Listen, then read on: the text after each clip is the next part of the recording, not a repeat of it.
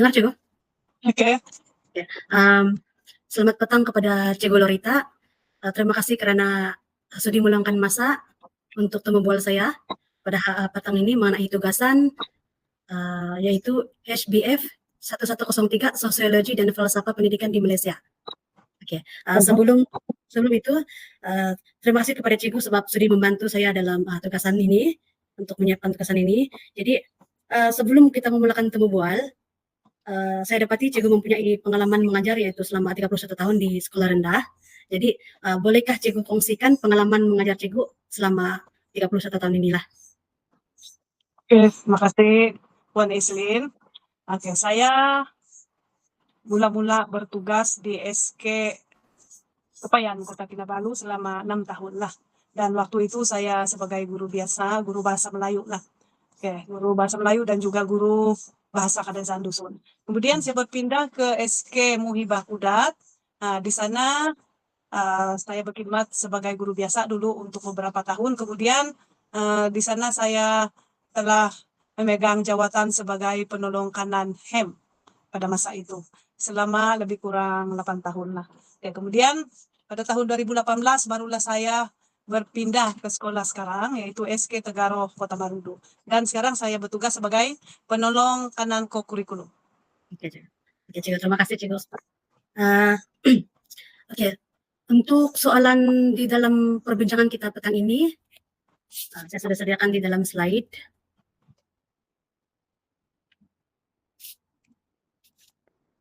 Oke, Cikgu. Untuk soalan tugasan ini dia lebih kepada budaya budaya murid di dalam sekolah. Jadi soalan pertama saya ialah apa pandangan Cikgu sejauh mana pentingnya perpaduan budaya dalam bilik terja yang berbilang kaum? Terima kasih. Oke, pandangan saya memang perpaduan itu sangat penting di dalam kelas. Sebab walaupun kelas ini kecil, tetapi disitulah nilai-nilai perpaduan itu boleh dibentuk sejak akar umbi. Dan bila di kelas, terutama sekolah rendah ini, kita sudah pupuk perpaduan itu, maka secara semula jadinya dia akan semakin subur benih-benih perpaduan itu apabila dia meningkat dewasa. Oke, Cikgu. Baik. Kita pergi kepada soalan kedua. Apakah cabaran utama yang Cikgu hadapi dalam mewujudkan perpaduan budaya dalam kelas? Oke. Sebenarnya kalau ikut pengalaman saya bertugas selama 31 tahun ini tidak adalah masalah besar sangat untuk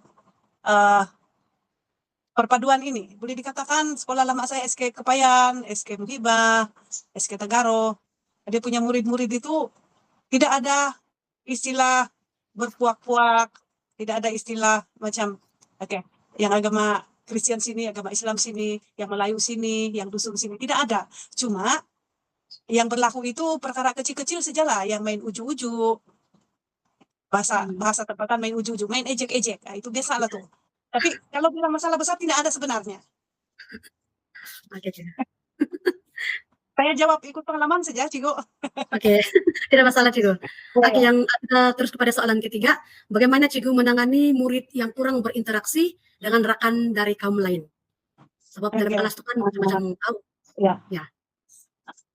Kalau lah wujud situasi ini, yang murid contoh murid Bajau tidak mau berkawan dengan murid dusun. Saya buat contoh di SK Tegaro lah. Saya akan buat aktiviti-aktiviti yang memerlukan berbagai kaum itu duduk satu kumpulan. Ataupun susunan meja di dalam kelas itu mengikut kumpulan, saya akan campur adukan berbagai kaum. Ada Bajau, kalau di Kota Marudu ini paling-paling ada Bajau, ada dusun, ada bangsa lain juga lah kalau di sini nih. Tapi kalaulah ada pelbagai, ada Cina lagi, ada India, saya akan tempatkan mereka dalam satu kumpulan supaya bila ada aktiviti mereka akan buat sama-sama dan mereka secara tidak langsung dapat berkomunikasi dengan lebih kerap lah sebab duduk dalam satu kumpulan. Oke. Untuk soalan seterusnya, oke. Selama Cikgu dalam pengalaman Cikgu dalam mengajarkan, apa aktiviti yang Cikgu pernah laksanakan untuk memupuk perpaduan dalam kelas?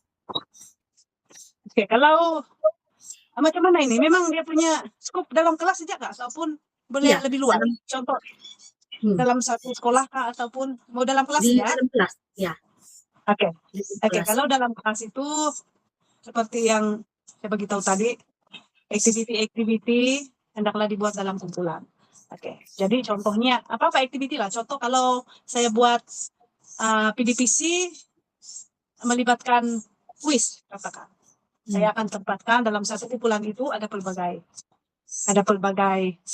kaum lah, ada pelbagai sosial budaya, bukan kaum saja sebenarnya Ya. yang kita boleh campur adukan ini. Untuk menjayakan perpaduan kita kena lihat bukan semata-mata daripada melihat kepada suku kaum murid itu, kita juga melihat agama mereka yang pelbagai, kita juga kena melihat kepada taraf ekonomi yang berada, kita campurkan dengan yang golongan yang kurang berkemampuan supaya wujud bekerja sama tanpa melihat kepada jurang-jurang seperti sosioekonomi, agama, budaya dan sebagainya. Oke, Cikgu. Oke. Baik, Cikgu. Untuk soalan yang seterusnya, apa peranan guru yang Cikgu rasa paling penting dalam mewujudkan suasana inklusif? Oke, boleh saya tanya Kang? Boleh kasih explain apa itu inklusif? Supaya saya boleh jawab. Inklusif, apa peranan Lupa-lupa guru? sudah Pak, maklum lah. Lama sudah ada belajar. Apa peranan guru yang Cikgu rasa paling penting dalam mewujudkan suasana inklusif? Inklusif itu mungkin dari pandangan saya, suasana yang mungkin budak boleh terapkan apa yang Cikgu itu bagi di dalam kelas. Apa peranan Cikgu itu? Untuk mewujudkan mungkin keselesaan budak dalam kelas dengan rekan-rekan yang pelbagai kaum dan bangsa dalam kelas tuh. Apa peranan seorang guru itu? Oke. Guru kena jadi model lah. Guru kena jadi model kepada murid, di mana guru sendiri itu mendekati murid, melayan murid-murid di dalam kelas itu tanpa membeza-bezakan murid, mengikut agama kah, mengikut kebudayaan mereka kah, mengikut taraf kehidupan mereka kah. Seorang guru kena layan sama rata, dan di samping itu guru itu kena selalu mengingatkan murid supaya jangan pilih bulu. Di sekolah kita adalah satu keluarga yang kena saling hormat menghormati. Di sekolah kita akan belajar bagaimana kita keluar dari sekolah satu hari nanti. Kita tidak ada masalah apabila kita bercampur dengan bangsa yang tidak sebangsa dengan kita, dengan orang yang tidak seagama dengan kita, dengan orang yang tidak setaraf dengan kita, status ekonomi, taraf ekonomi mereka. Jadi di samping guru itu sendiri menunjukkan diri dia yang tidak pilih kasih, yang tidak pilih bulu, dia juga kenalah menyelipkan dalam nasihat-nasihat harian ataupun kalau dalam subjek-subjek tertentu seperti pendidikan moral sebenarnya, dalam civic kewarganegaraan, dalam BM pun ada topik-topik tertentu yang memang menitik beratkan perpaduan. Jadi memang guru memainkan peranan yang besar dalam memupuk nilai perpaduan di kalangan pelajar terutama peringkat awal yaitu sekolah rendah.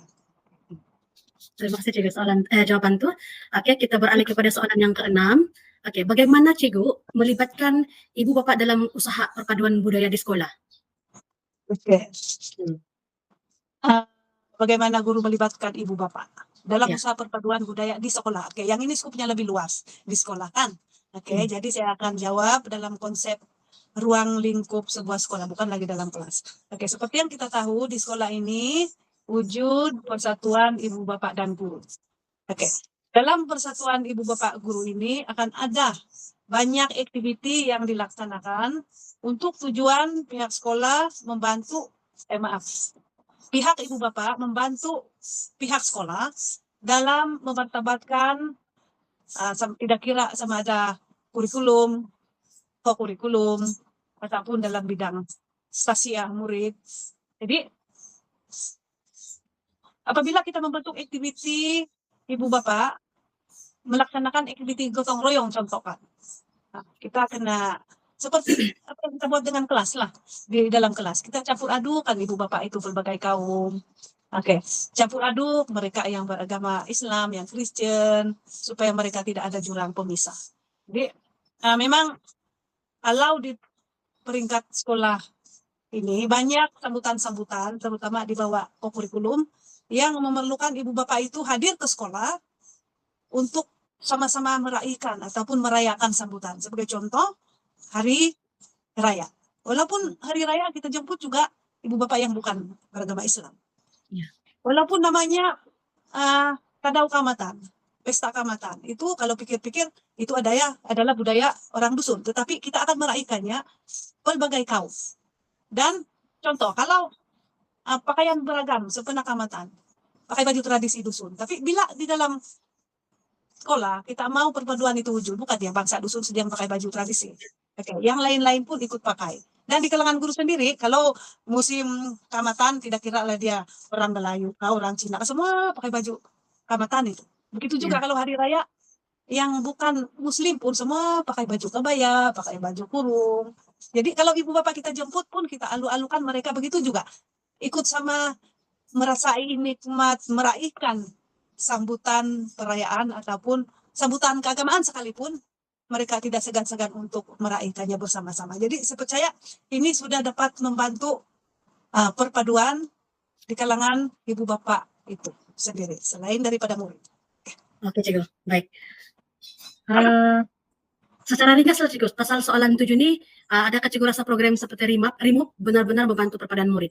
Secara ringkas lah. Oke. RIMUP, RIMUP kalau dulu dia dilaksanakan, dia ada satu program terus di sekolah. Tapi macam sekarang ini, dia tidak lagi dilaksanakan secara konsisten, saya tengok. Tetapi sebenarnya, RIMUP itu boleh berada di mana-mana activity. Bukan tidak perlu dijenamakan sebagai RIMUP. Pun semua aktiviti di sekolah itu sudah menjurus kepada perpaduan. Jadi kalau bilang sejauh mana RIMUP itu dapat membantu, saya rasa sepanjang aktiviti di sekolah itu merupakan RIMUP. Cuma dia namanya tidak ditulis pun RIMUP. Jadi saya simpulkan RIMUP itu memainkan peranan penting sebab apa yang di dalam RIMUP itu memang sentiasa dilaksanakan di mana-mana aktiviti. Oke, Cikgu. Oke, soalan terakhir, Cikgu. Oke, minta pandangan Cikgu lah. Bagaimana pelajar sendiri boleh memainkan peranan dalam mewujudkan perpaduan? Oke. Pelajar kena bersikap terbuka. Hormat rekan sebaya. Silakan menggunakan kata-kata yang sensitif yang menjurus kepada perkauman ataupun keagamaan ataupun kedudukan ekonomi. Sebagai contoh, nasihat selalu budak, jangan sebut kau miskin saya kaya, jangan sekali-kali. Kau Kristen, kau makan babi, jangan sekali-kali. Walaupun mereka bergurau-gurau, tetapi itu sedikit sebanyak akan boleh menjejaskan perpaduan lah. Jadi guru kena sentiasa mengingatkan murid supaya hormat budaya lain, hormat agama orang lain, dan sentiasa menggunakan kata-kata yang baik-baik belaka. Oke, tadi itu Cikgu, pandangan Cikgu bagaimana pelajaran. Jadi ini adalah pandangan Cikgu kepada nasihat lah, lebih kepada nasihat Cikgu kepada bakal guru yang membina perpaduan budaya di sekolah. Ini kepada bakal guru lah. Oke. Bila seseorang itu akan menjadi seorang guru, dia akan menjadi role model kepada murid-murid dan juga menjadi batu sandungan kepada guru-guru lain kalau dia bersikap tidak terbuka kepada budaya-budaya orang lain. Jadi nasihat saya, kita guru hendaklah sentiasa menunjukkan teladan bahwa kita ini tidak ada berpuak-puak. Kita ini tidak ada pilih bulu, tetapi kita adalah sama rata, sama-sama rakyat Malaysia. Oke, Cikgu. Jadi, itu saya rasa itu saja perbincangan kita petang ini, Cikgu. Terima kasih dengan kesediaan Cikgu untuk meluangkan masa dan berkongsi pandangan yang sangat bermanfaat kepada saya. Perkongsian Cikgu hari ini sangat membantu saya memahami situasi sebenar perpaduan budaya di sekolah dan akan saya manfaatkan sepenuhnya dalam tugasan saya. Oke. Mudah-mudahan perbualan kita hari ini dapat membantu Puan Islin untuk menjayakan kursus untuk subjek ini. Oke. Terima kasih, Cikgu. Oke, Cikgu. Terima kasih. Sama-sama.